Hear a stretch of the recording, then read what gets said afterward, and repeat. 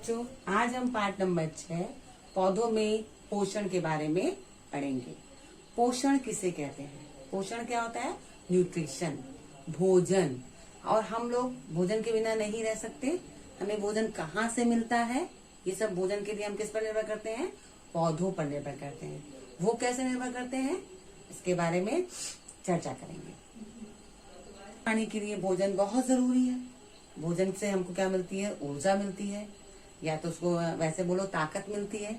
विज्ञान की भाषा में उसी चीज को हम लोग ऊर्जा कहते हैं। कोई भी काम करने के लिए हमको ऊर्जा की आवश्यकता होती है, तो वो हमें किससे मिलती है? भोजन से। और भोजन के लिए हम किस पर निर्भर करते हैं? पौधों पर निर्भर करते हैं। वो कैसे? पौधे ही पृथ्वी पर पाए जाने वाले सभी हरे रंग के पौधे अपना भोजन स्वयं बनाते हैं, इसलिए उनको हम लोग स्वपोषी कहते हैं। और हम उन्हीं ध्यान दिया जाए अगर, तो कोई भी चीज हो, हम पौधों पर पूरी तरह से अपने भोजन के लिए हम केवल पौधों पर ही निर्भर करते हैं। पौधों पर निर्भर करते हैं ना, वो कैसे? कई लोग, जैसे हम बहुत से प्राणी केवल शाकाहारी होते हैं, तो वो तो पूरी तरह से सब्जियों पर निर्भर है, हरी सब्जियां खाते हैं।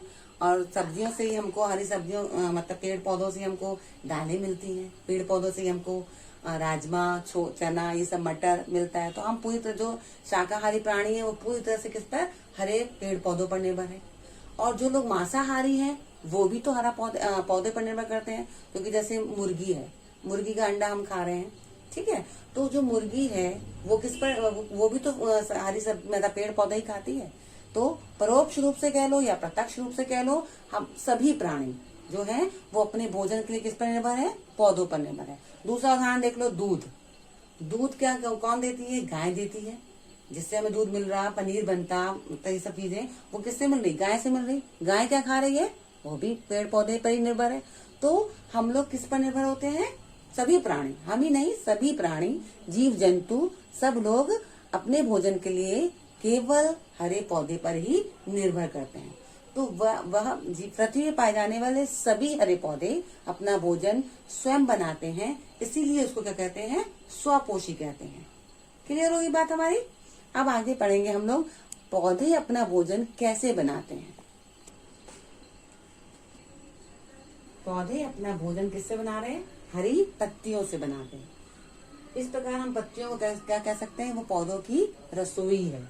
जैसे घर की रसोई में भोजन बनाने के लिए हमको आटा, चावल, दाल आदि पदार्थों की आवश्यकता होती है, इसी प्रकार से पौधों को अपना भोजन बनाने के लिए किन किन चीजों की आवश्यकता होती है, उसके बारे में हम लोग चर्चा करेंगे।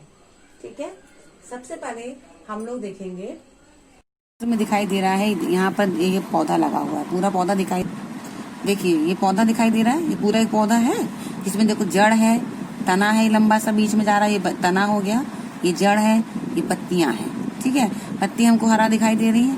पत्तियों का रंग हरा जो होता है वो एक प्रकार के रंग वर्णक की वजह से होता है, जिसका नाम होता है क्लोरोफिल। पत्ती का रंग एक प्रकार के रंग की वर्णक की वजह से होता है, उसको बोलते हैं क्लोरोफिल। ठीक है, ये जड़ दिख रहा है, तना हो गया, पत्ती हो गई। अब क्या हुआ कि जब इसका पत्ती को मतलब पौधे को भोजन बनाने के लिए इन्हीं चीजों की आवश्यकता होती है। पत्ती का हरा होना जरूरी है। और वायुमंडल से देखो ये कार्बन डाइऑक्साइड गैस अंदर जा रही है पत्तियों में। यहाँ से हमने पानी डाला, पानी कहाँ गया? पेड़ की जड़ों में गया। हमने आपको बताया है कि जड़ों में बहुत सारे पतले पतले से छेद होते हैं। उस कक्षा 6 में बताया था कि जड़ों में क्या होते हैं? बहुत बारीक बारीक छेद होते हैं, जिससे कि पानी पौधे के अंदर चला जाता है। तो जड़ से पानी कहाँ गया? इसके अंदर चला गया। उसके बाद कहाँ पहुंचता है? तनों में भी बहुत सी वाहिनियां होती है, जिसमें कि बहुत सारे छिद्र होते हैं। उसकी वजह से पानी, जड़ से पानी एब्जॉर्ब होकर कहाँ पहुंचा? तनों में, और फिर ये पत्तियों में पहुंचता है। पत्ती की निचली शाखाओं में क्या होते हैं? बहुत से छेद होते हैं, छोटे छोटे से छेद। पत्ती की निचली सतह पे बहुत से बारीक बारीक छेद होते हैं, वहां से पानी एब्जॉर्ब हो जाता है। तने से कहाँ गया? इसकी निचली सतह पर जाता है। यहाँ से पानी एब्जॉर्ब होकर पौधे के ऊपर तक जाता है। और उसके साथ साथ कार्बन डाइऑक्साइड गैस, सूरज की रोशनी बहुत जरूरी है। सूरज की रोशनी, वायुमंडल की कार्बन डाइऑक्साइड, पानी और पत्ती का क्लोरोफिल, ये 4 चीजें जब मिलती हैं तो पौधे अपना भोजन बना लेते हैं। क्लियर? एक बार फिर से समझाते हैं। पौधे ने कहाँ से किया, पानी लिया, जड़ों से पानी एब्जॉर्ब होकर तनों में गया, तनों से पत्ती में गया, पत्ती में स्टोमेटा से पानी एब्जॉर्ब किया पत्तियों ने, उसके बाद वायुमंडल की कार्बन डाइऑक्साइड गैस और सूरज का प्रकाश लेकर क्लोरोफिल की सहायता से प्रकाश संश्लेषण की क्रिया होती है, तभी पत्तियां अपना भोजन बनाती हैं। और वो भोजन कैसे, उसका फॉर्मूला क्या होता है, और वायुमंडल में ये सब जब प्रोसेस होती है तो कौन सी गैस बाहर निकलती है, ऑक्सीजन। और हम लोग क्या लेते हैं, हम लोग कौन सी गैस सांस लेने के लिए लेते हैं, ऑक्सीजन। क्लियर।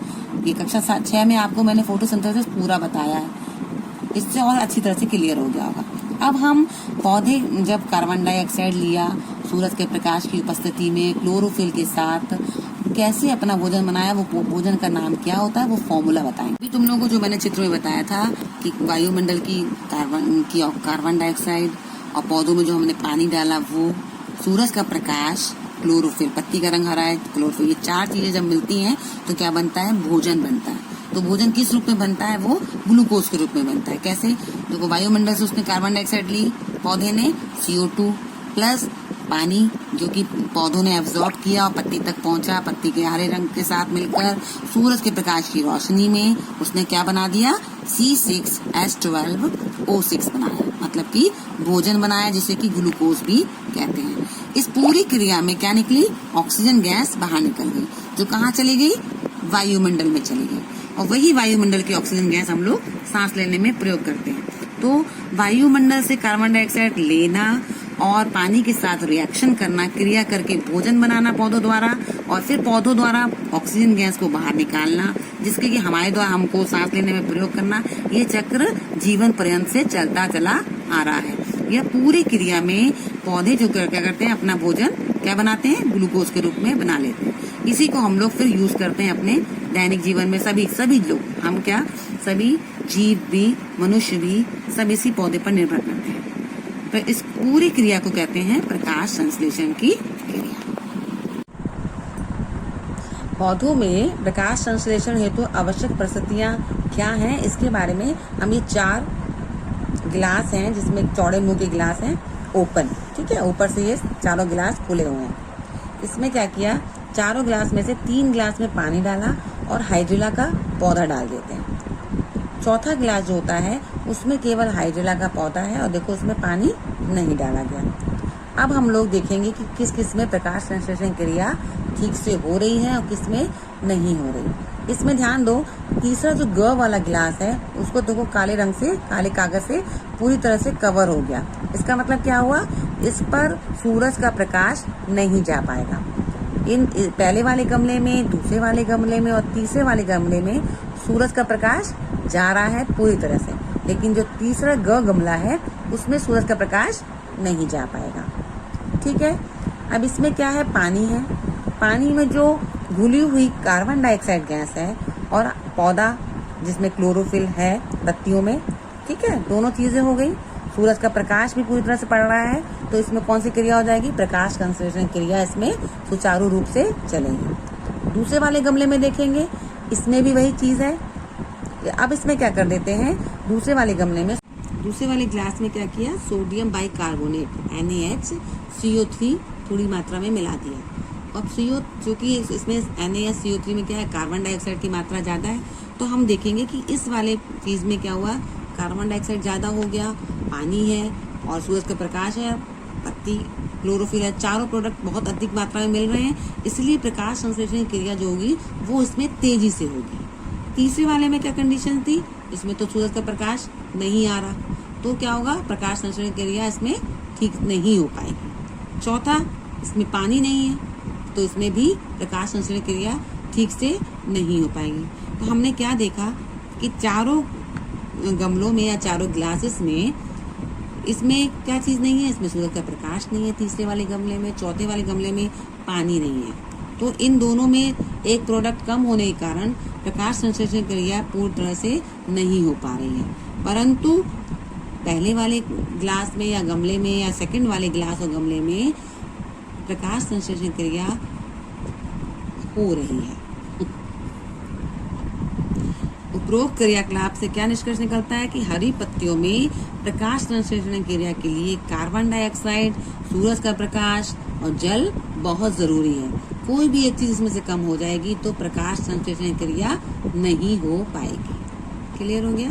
हमारे चारों ओर कुछ ऐसे पौधे भी पाए जाते हैं जो अपना भोजन नहीं बना पाते, वो उसके लिए दूसरे पर निर्भर करते हैं, पर उसको ही परपोषी कहते हैं। पर माने दूसरा, पोषण माने पोषण करना। किसी दूसरे पौधे से पोषण करने वाले पौधों को क्या कहते हैं? परपोषी पौधे कहते हैं। क्यों? क्योंकि इसका मतलब ये हुआ कि ऐसे पौधे इनका इसमें क्लोरोफिल नहीं है, इसी वजह से अपना भोजन नहीं बना पा रहे और वो दूसरे पौधों पर अपने भोजन के लिए निर्भर करते हैं, तो उसको कहते हैं परपोषी। उसमें क्या आता है? मृतोपजीवी। वो पौधा कौन सा है? मृतोपजीवी। हम लोगों ने बरसात के दिनों में सड़े गले पदार्थों पर या पुरानी लकड़ी के ऊपर सफेद सफेद रंग के गोल गोल रचना दिखते हैं, वो होता है, वो कैसे पौधे होते हैं? उसको बोलते हैं फफूंदी या फंगस बोलते हैं। वो सफेद रंग के होते हैं या हल्के से ब्राउन रंग के होते हैं। इन पौधों में चूंकि क्लोरोफिल नहीं पाया जाता और प्रकाश संश्लेषण क्रिया नहीं हो पाती है, इसलिए सड़े गले या मृत कार्बनिक पदार्थों पर निर्भर करते हैं, उन्हीं से अपना भोजन प्राप्त करते हैं। इसलिए उनको कहते हैं, क्योंकि ये मृत कार्बनिक पदार्थों पर निर्भर कर रहे हैं अपने भोजन के लिए, इसलिए इनको मृतोपजीवी पौधे भी कहा जाता है। जैसे उदाहरण के लिए कुकुरमुत्ता और ब्रेड मोल्ड। बरसात के दिनों में नमी अधिकता के कारण ब्रेड पे फफूंद लग जाता है। यही जो ब्रेड में फफूंद लगता है उसी को कहते हैं ब्रेड मोल्ड या राइजोपस। अब हम लोग बताएंगे परजीवी के बारे में। परजीवी, पर माने होता है दूसरा, जीवी माने जीव। ऐसे पौधे जो अपने जीने के लिए किसी दूसरे जीव पर निर्भर करते हैं, उसको परजीवी कहते हैं। ठीक, ऐसे पौधे जो अपने पोषण के लिए किसी दूसरे जीव पर निर्भर करें, उसको कहते हैं परजीवी। अब वो कौन कौन सी कैटेगरीज हैं, उसके लिए ये वाले हैं। एक होते हैं पूर्ण परजीवी, जो पूरी तरह से अपने जीने के लिए, अपने पोषण के लिए किसी दूसरे पर निर्भर करेंगे, उसे कहेंगे पूर्ण परजीवी। जैसे कि अमरबेल। अमरबेल एक ऐसा पौधा है, सड़क के किनारे तुम लोग जब कभी देखते होंगे कोई पौधा होता है, उसको चारों तरफ गोल गोल गोल गोल लिपटा हुआ एक पौधा दिखाई देता है, वो अमरबेल, तुम लोग जानते भी हो अमरबेल है वो पौधा। अमरबेल क्या होता है कि पूरी तरह से, क्योंकि इसमें जड़ें नहीं होती, वो स्टैंड ही नहीं हो सकता, इसलिए वो अपने आप को चारों तरफ से दूसरे पौधे के साथ लपेट लेता है और उसी से वो पोषण करता है, अपना जीवन यापन उसका होता है। तो ऐसा पौधा जो अपने पोषण के लिए पूरी तरह से दूसरे पौधे पर निर्भर है, उसे बोलेंगे पूर्ण परजीवी। कौन सा पौधा है वो? अमरबेल। ठीक है। दूसरा होता है आंशिक परजीवी। इसका मतलब क्या हुआ? थोड़ा सा वो अपना काम कर सकता है, पूरी तरह से वो निर्भर नहीं है, कुछ वो कर सकता है, लेकिन कोई चीज ऐसी है कि कुछ कम, उस पौधे में कोई चीज ऐसी कमी पड़ रही है कि अगर वो उसको मिल जाए तो वो दूसरे पौधे पर निर्भर ना होकर अपना काम वो चला सकता है। तो ऐसे पौधों को बोलेंगे आंशिक परजीवी। इसका उदाहरण क्या आएगा? चंदन का पौधा। चंदन का पौधा हरे रंग का होता है, उसको सब चीजें, मतलब सूरज की रोशनी भी मिल जाएगी, वायुमंडल से कार्बन डाइऑक्साइड भी मिल जाएगी, पत्ती का रंग हरा भी है, क्लोरोफिल भी है, परंतु उसके पास क्या नहीं है? पानी नहीं है और खनिज लवण नहीं है। तो वो जिस पौधे पर रहता है उससे पानी और खनिज लवण ले लेता है, एब्जॉर्ब कर लेता है और अपना काम चला लेता है, अपना भोजन वो बना लेता है। तो ऐसे पौधे जो अपने भोजन के लिए कुछ चीज दूसरे पौधे से ले रहे हैं, उसको बोलते हैं आंशिक परजीवी। उदाहरण था चंदन। क्लियर हो गया? तीसरा सहजीवन। सह माने साथ में जीवन व्यतीत करना। क्लियर ही हो रहा है? नाम से देखो, सहजीवन, साथ में जीवन व्यतीत करना। तो ऐसे पौधे जो आपस में एक दूसरे को सहयोग करते हैं, एक दूसरे को लाभ पहुंचाएं, ऐसे पौधे सहजीवी पौधे कहलाते हैं। इसके लिए तुम लोगों ने देखा होगा मटर या चने का पौधा, तुम तो खेतों में काम करते हो, तुम लोग को सब पौधों को देखते हो, जानकारी भी है। आप लोग देखते होंगे कि मतलब मटर का पौधा लिया, चने का पौधा जब निकालते हैं जड़ें, तो उसमें गोल गोल गोल गोल गांठें दिखाई देती हैं। वो जो गांठें होती है वो, इसमें एक जीवाणु होता है, इसमें जैसे कि राइजोबियम कहते हैं। उस राइजोबियम जो जीवाणु है जो गांठों में, उसमें एक गुण होता है कि वो नाइट्रोजन, वायुमंडल की नाइट्रोजन को नाइट्रेट में चेंज कर देता है। और पौधों के लिए नाइट्रोजन बहुत जरूरी है, बहुत अच्छा प्रोडक्ट है, मतलब उससे क्या होता है, पौधा और ज्यादा ग्रो करता है, उगता अच्छी मात्रा में। तो राइजोबियम वायुमंडल में घुली हुई जो नाइट्रोजन को नाइट्रेट में चेंज करके किसको दे रहे हैं, पौधों को देते हैं। और पौधे जो मटर का पौधा उसमें वो जीवाणु रह रहे हैं, तो दोनों आपस में एक दूसरे को लाभ पहुंचा रहे हैं ना, ठीक है, इसलिए इसको कहते हैं सहजीवन। क्लियर हो गया। मटर के पौधे में जो गांठें हैं वो नाइट्रोजन को नाइट्रेट में चेंज करके किसको दे रही है, पौधे को दे रहे हैं। और पौधे उसके बदले में क्या दे रहे हैं, जीवाणु को अपने जगह दे रहे रहने के लिए, तो दोनों को एक दूसरे से लाभ हो रहा, तो उसको कहेंगे सहजीवी पौधे। चौथा आता है कीटभक्षी पौधे। चौथा है कीटभक्षी पौधे। कीटभक्षी माने कीड़ों को खाने वाले पौधे, नाम से ही समझ में आ रहा है। कीट माने कीड़ा, भक्षी माने खाने वाला पौधा, कीड़ों को खाने वाला पौधा। तो ऐसे पौधे, इसमें क्लोरोफिल तो होता है, ये भोजन बनाते हैं, लेकिन चूंकि इनको वायुमंडल से नाइट्रोजन की कमी महसूस होती है, नाइट्रोजन प्राप्त नहीं हो पाती, तो उस कमी को पूरा करने के लिए कीड़ों को खाते हैं। इन पौधों का आकार इस तरह से होता है कि वो कीड़ों को निगल लेते हैं, इसको बोलते हैं कीटभक्षी पौधे। इसी में एक उदाहरण है घटपर्णी पौधा। उसकी क्या होती है, पत्ती जो होती है वो घड़े के आकार की होती है। जैसे कि देखो चित्र दिखाई दे रहा है ना, इसमें ये पौधा जो है उसकी पत्ती घड़े के आकार की है। इसके ऊपरी सिरे पर चिपचिपा पदार्थ रहता है।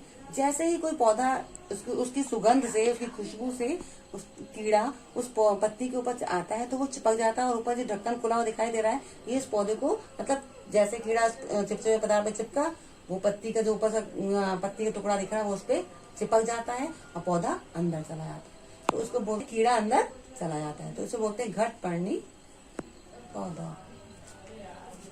चलिए इतना ही है, ठीक है। अब हम लोग देखेंगे हमने क्या क्या सीखा आज।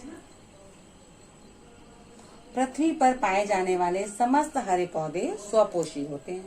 दूसरा, जीव जंतु प्रत्यक्ष या परोक्ष रूप से अपने भोजन के लिए पौधों पर निर्भर करते हैं।